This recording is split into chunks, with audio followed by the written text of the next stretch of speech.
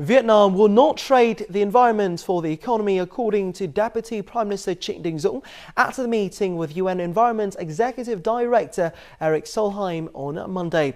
The Deputy Prime Minister also said that Vietnam is promoting environmental protection with the goal of green and sustainable development, and suggested the United Nations Environment Programme supports Vietnam develop its legal policies and environmental protection, share experience, technology and training of human resources for environmental protection. Erik Solheim appreciated Vietnam's experience in tackling climate change in agriculture and emphasized that the UN is willing to share resources, experts and experience on environmental protection. You do not need to choose between prosperity and environment. The message was voiced by the United Nations Executive Director of Environment Programme in our exclusive interview in Hanoi.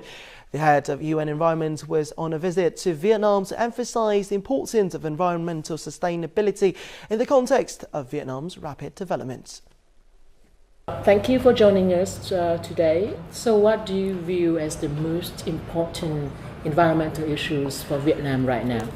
Pollution is a main issue. The big cities like Hanoi and Saigon is facing major pollution, but also industrial plants in central Vietnam has also polluted the sea. You had the incident with the dead fish. The government of Vietnam need to regulate the markets and set the standards for how the businesses and individuals should act. But for the good news is, of course, that Vietnam is rapidly moving in a positive direction on this.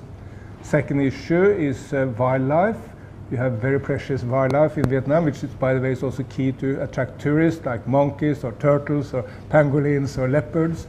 We need to protect that, and we need to find global solutions to this, because wildlife protected or destroyed in Vietnam can be exported to other places, while in Vietnam may import destroyed wildlife from, say, Africa, like ivory or rhinos. So how do you think Vietnam can solve those issues?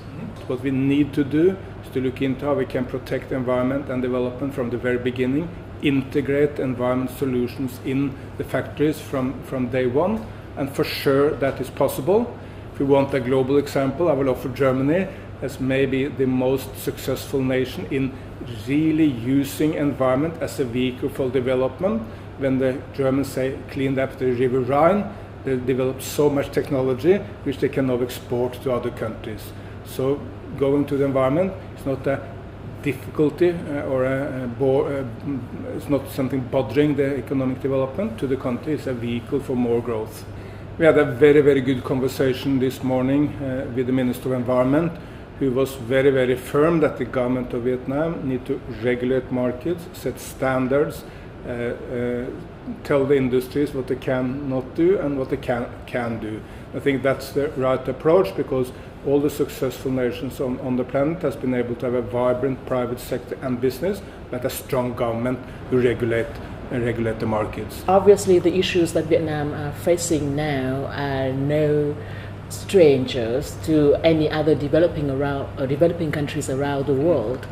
So in your views, how Vietnam could learn from those lessons? You do not need to make the choice between prosperity and the environment. As an example, if you bring people into a national park, well, you ask them to pay for assessing the national park, and you use that money to improve the conditions for the animals and for the nature in the park. There are many success stories from all continents on this. As an example, in Rwanda in Africa, they have tripled the number of gorillas in the national park, using the income from the national park to protect better. Thank you very much for taking this interview, and all the best. Now, natural forest accounts for about 70% of Vietnam's total forest coverage. They play a vital role in ensuring biodiversity, mitigating the effect of climate change, and also bring several economic values. In order to benefit from this, as well as facilitate sustainable and natural forest management, a forum was held in Hanoi on Monday with the participation of different stakeholders. The forum was jointly organized by the Ministry of Agriculture and Rural Development, UN Development Organization, UN Environment Program, and UN Food and Agriculture Organization. At the forum, experts said that there should be appropriate methods of exploiting natural forests for economic purposes. One of the government's policies is ending the exploitation of timber in natural forests.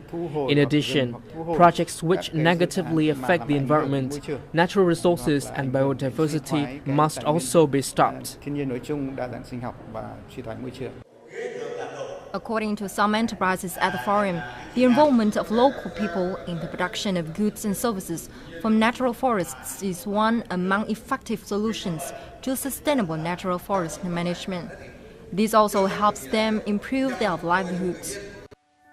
At this company, Red Zao people are also shareholders.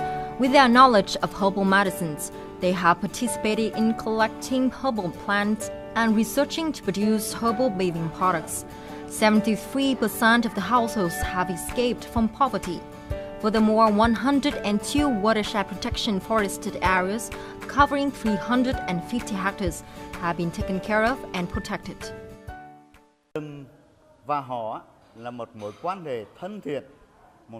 Forests have held a special part of Red Zao people's lives for generations. So it is important to balance people's benefits and protection of those natural forests where they live in. At the event, the UN resident coordinator to Vietnam, Kamal Malhotra, praised Vietnam's efforts as it has increased forest plantation area. However, he also highlighted the country's challenges in sustainable natural forest management. I think Vietnam showing political leadership because it's approved many new legislations and decrees from the party, but the challenge will lie in the implementation and the enforcement. According to statistics revealed at the forum, forests contribute approximately 1% to the country's GDP. Vietnam has set the target to raise this figure to 2% to 3%, as well as increase forest cover to 42% by 2020.